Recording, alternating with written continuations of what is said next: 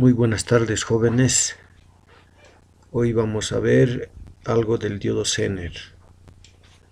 Entonces, comenzamos.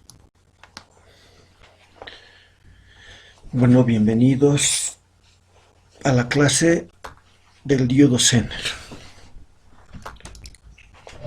Bueno, aquí tenemos la construcción básica de un diodo Zener. El diodo Zener está constituido por un material tipo P y un material tipo N, el cual tiene dos terminales, un ánodo y un cátodo, ¿no? Esta es la correspondiente simbología de mi diodo Zener.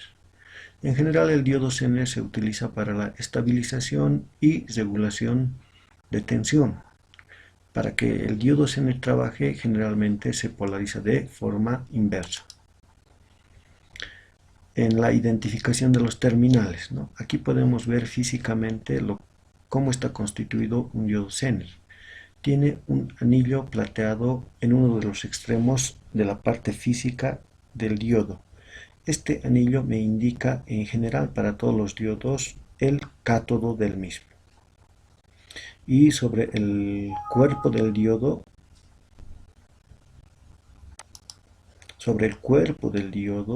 cuerpo físico del diodo, generalmente se viene impresa la tensión nominal del diodo Zener. Tenemos Zener desde 1.8 voltios hasta los 200 voltios, con potencias que van desde los 1/4 de watt hasta los 50 watts. El principio de funcionamiento, ¿no? Si yo aplico una tensión entre ánodo y cátodo, obviamente con polarización inversa, y voy incrementando esta tensión va a crear un campo eléctrico. Este campo eléctrico va a ser suficiente para impulsar los electrones que se encuentran internamente en el diodo Zener. Estos electrones van a obtener van a ser impulsados con una determinada velocidad con una energía cinética. Estos electrones van a colisionar con otros electrones o con otros átomos del material del diodo Zener, produciendo una gran corriente de avalancha. ¿En dónde se aplica? Generalmente se aplica el diodo Zener como un regulador de voltaje. La característica de este circuito o del diodo Zener es que la tensión de alimentación tiene que ser superior a la tensión del diodo Zener. En este ejemplo tenemos un Zener de 12 voltios y la tensión de entrada tiene que ser superior a 12 voltios. En este caso tenemos una tensión de 15 a 17 voltios. También tenemos en el circuito una resistencia que está conectada en serie con el diodo Zener. Esta resistencia me sirve para limitar la corriente de avalancha a través del diodo Zener, ya que si no tuviese esta resistencia, la corriente que circularía a través del diodo Zener destruiría al diodo Zener por calentamiento. Y obviamente tenemos nuestra resistencia de carga RL. Lo que habíamos dicho anteriormente, la tensión de alimentación tiene que ser superior a la tensión del diodo Zener, ¿no? Para que el mismo trabaje como regulador de voltaje. Si la tensión no es mayor a la tensión del diodo Zener, entonces el Zener no va a trabajar como regulador, ¿no? En este caso alimentamos con 6 voltios, mi Zener es de 10 volts, entonces no regula, ¿no? Acá tenemos el circuito, un pequeño circuito, y con el cual podemos calcular la corriente del diodo Zener, ¿no? Simplemente es aplicar la ley de Ohm. Y esta es la resistencia que me limita la corriente de avalancha a través del diodo Zener. Tenemos la curva característica del diodo Zener. Tenemos la región de polarización directa. En polarización directa, el diodo Zener se comporta como un diodo común. Entonces, en un diodo común, la caída de tensión es de 0.7 voltios si el material es de silicio. Esta región es la zona de trabajo de mi diodo Zener y trabaja con polarización inversa. También tenemos la corriente y potencia, ¿no?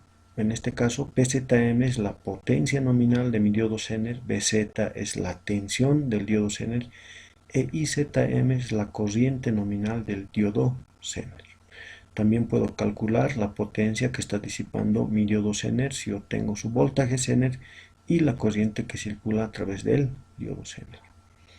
En este caso, PZ, la potencia que está disipando mi diodo Zener, tiene que ser menor a la potencia nominal del diodo Zener, puesto que si la potencia que está disipando el diodo Zener es mayor a su potencia nominal, entonces hay el riesgo de que el diodo Zener se queme.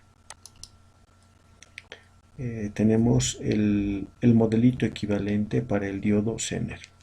En polarización inversa, ¿no? Utilizamos el modelo del diodo Zener ideal. En polarización inversa lo reemplazamos a nuestro diodo Zener como una fuente ideal de tensión, siempre que la tensión que le esté llegando al diodo Zener sea superior a su tensión Zener. El diodo Zener puede trabajar como recortador de tensión. Aquí tengo una entrada senoidal a través de un transformador. Para el semiciclo positivo trabaja el diodo inferior, recortando la tensión, ¿no? al valor de la tensión del diodo Zener. Para el semiciclo negativo trabaja el diodo de la parte superior, recortando la tensión al nivel de la tensión del diodo Zener. Este es el principio de funcionamiento del cortapicos, el cual se utiliza como dispositivo de protección generalmente en las computadoras, ¿no? Son diodos Zener que están optimizados y los cuales se denominan varistores, ¿no? Para la protección contra sobretensiones instantáneas. Acá tenemos el circuito ya realizado y vamos a realizar un pequeño análisis, ¿no? Si BL, aquí tengo BL lo calculamos por esta relacioncita, abrimos el circuito, el diodo Zener, abrimos este lugar y calculamos BL. BL va a ser igual por divisor de tensión, BS por RL sobre la suma de R más RL, ¿no? Y esta tensión, ¿qué pasa si esta tensión es menor a BZ? Si BL es menor a BZ, entonces el circuito, el diodo Zener no regula, no regula la tensión, no trabaja como regulador. Por lo tanto, es un circuito abierto. Y vamos a tener acá simplemente un divisor de voltaje. Pero si la tensión BL es mayor a BZ, entonces mi diodo Zener empieza a trabajar como regulador de tensión. Y podemos calcular aplicando la ley de Ohm y las leyes de Kirchhoff, la corriente IR, la corriente IL, y en función de la corriente IR e IL podemos calcular la corriente IZ.